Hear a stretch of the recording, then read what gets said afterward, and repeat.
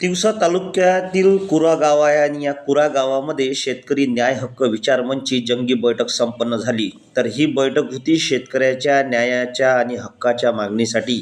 यावेळी शेतकरी न्याय हक्क विचार मंचचे संस्थापक अध्यक्ष दिनेश वानखडे यांच्या नेतृत्वात ही बैठक कुरा येथे मोठ्या उत्साहात संपन्न झाली.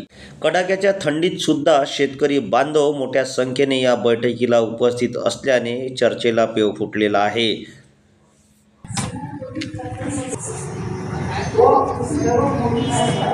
त्या तारखेपासून प्रत्येक महिन्याला आपल्या तहसील कार्यालयाला पैसे जमा होत असल्याची तक्रार केली, परंतु प्रत्येक महिन्याला मला पैसे तिकडूनच येतात, आमच्या हातात काहीच नाही असे उत्तर मिळाले. तुमच्या हातात काहीच नाही.